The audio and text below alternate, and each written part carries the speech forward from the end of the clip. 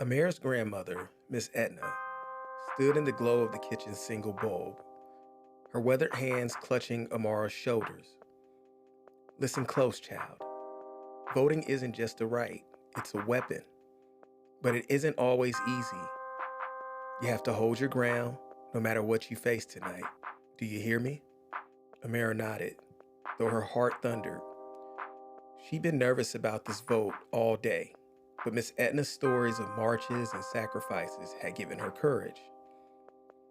The old woman had even pressed a small silver pendant into Amira's hand. That pendant she had worn religiously over the years, its surface etched with strange symbols that Amira had never noticed before. "What is this for, Grandma?"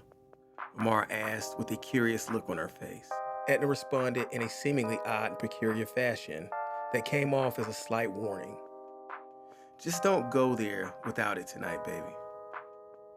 There are certain factions that don't look so kind onto us having a vote," said Miss Etna, with a heavy look that sent chills down Amara's spine. The walk to the polling station was long and quiet. As the cold started biting through her jacket, Amira began to second-guess the directions that her grandmother had gave her. She had already walked for close to half an hour, and she was far from the busy and bustling areas of the city. Amira arrived at the old, abandoned area where factories and steel mills littered the landscape. The sky over the area had now suddenly turned a slight reddish gray. To add to her confusion, the directions wanted her to enter one of the older buildings that had been shut down for close to 50 years. As she walked around the building, she noticed that despite the age of the structure, the windows were oddly new and tinted with reflective materials that had a slight greenish hue. She attempted to peer into the windows, however, the harder she tried to focus, the more the windows seemed to get even more blurry. After abandoning her pointless attempt, she walked around until she found a door.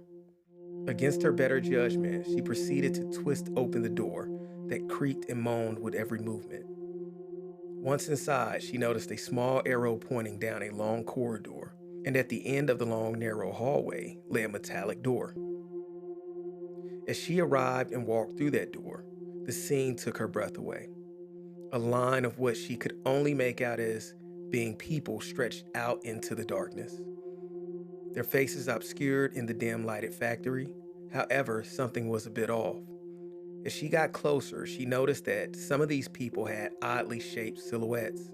Some were abnormally tall or remarkably short.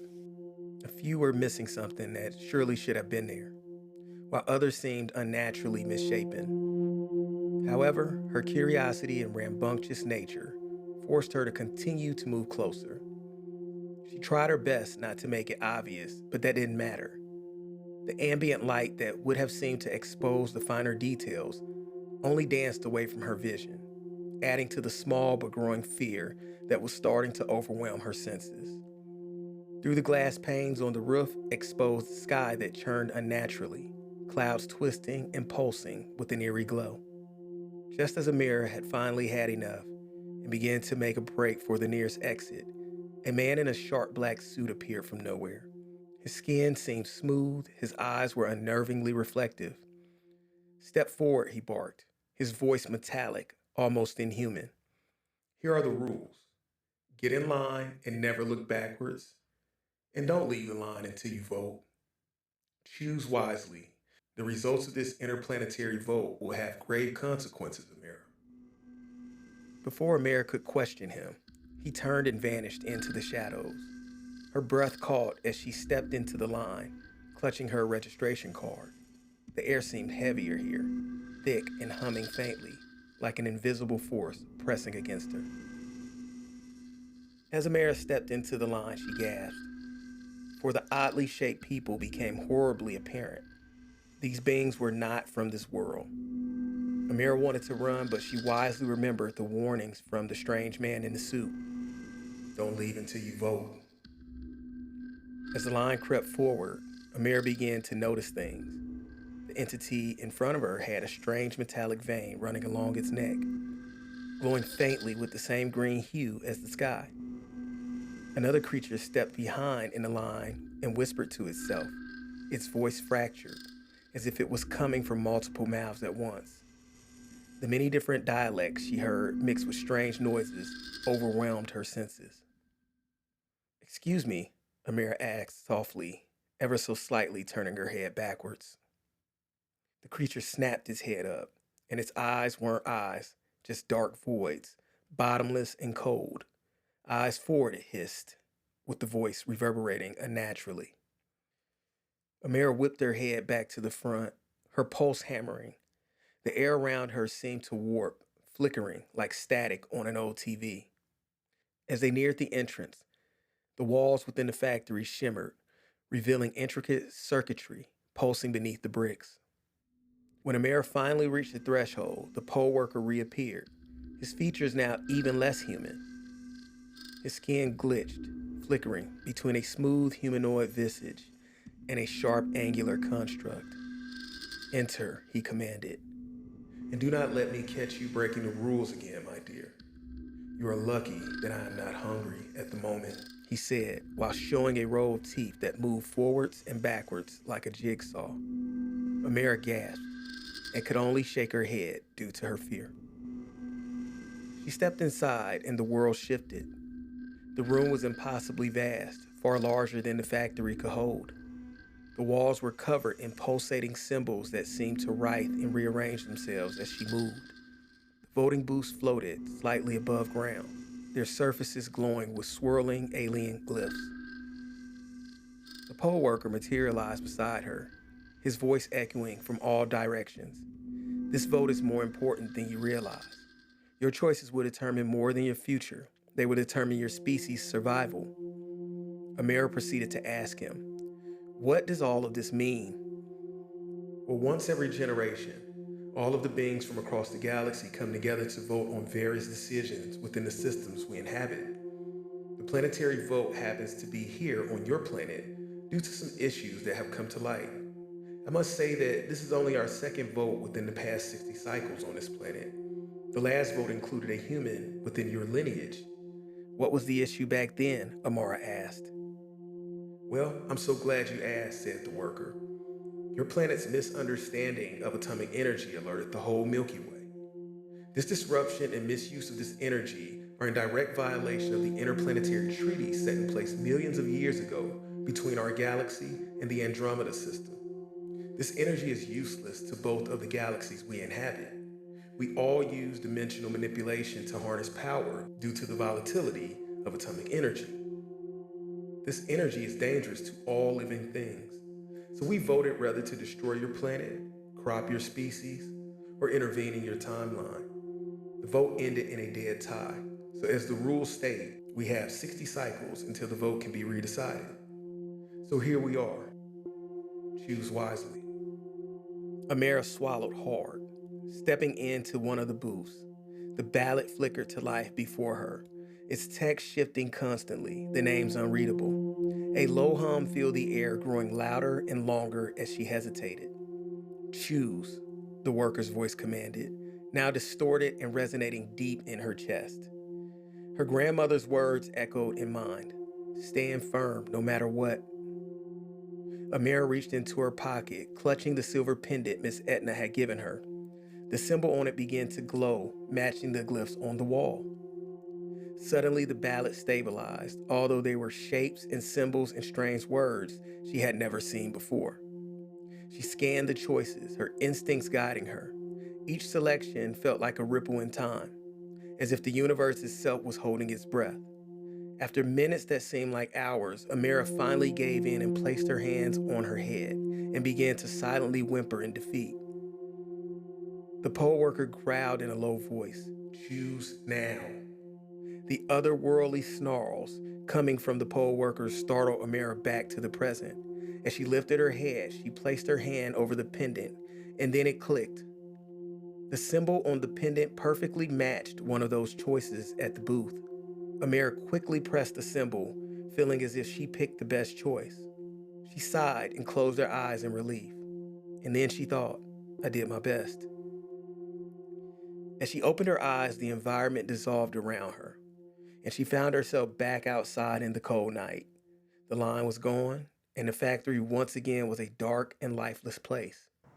Only the pendant in her hand glowed faintly. Its warmth was reassuring.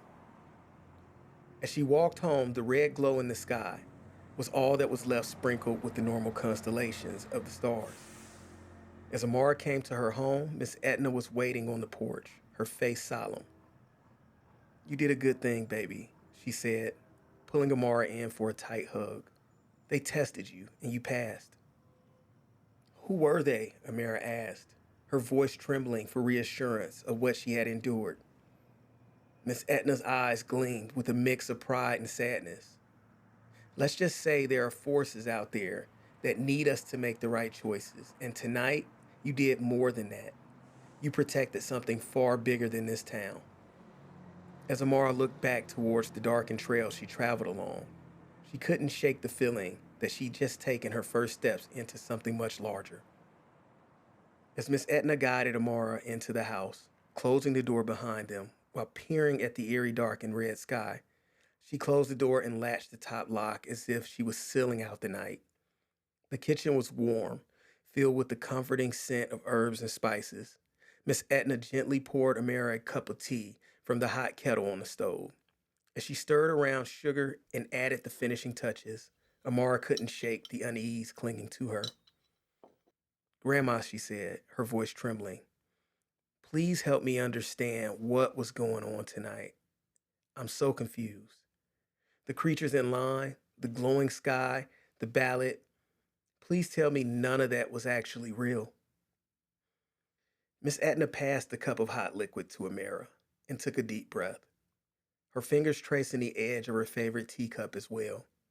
She motioned for Amara to sit. "What you saw tonight wasn't meant for anyone to see. You stepped into something of the utmost importance, child. Something bigger than you and me." Amara frowned, clutching the silver pendant around her neck. "What does that mean? What does this have to do with voting?" Miss Etna leaned forward, her voice lowered, as if the walls might overhear her.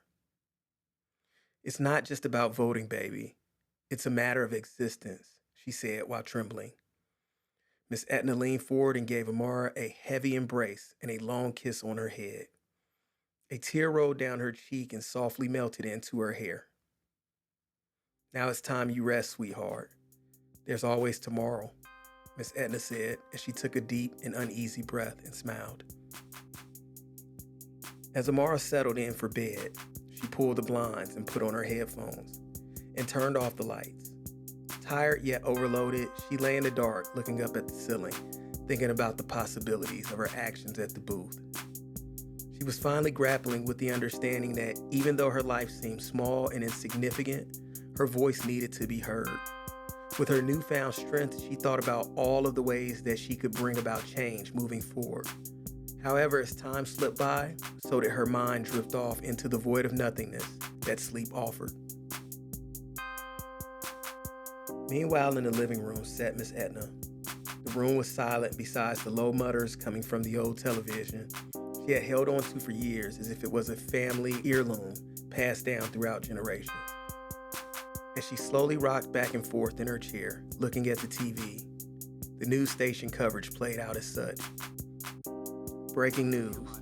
Reports of multiple sightings of unidentified objects in the sky over major cities throughout the globe. The military planes were shown scrambling to engage crafts of multiple shapes and sizes. There were also reports out of Pakistan that beings were sighted chasing panic-stricken civilians through the streets. Cell phone footage showed otherworldly creatures standing close to 13 feet in height. These creatures with sloth-like appearances, with their bottom fangs pointing upwards towards the sky, over drooling mouths galloping towards a school bus of screaming children trying to escape.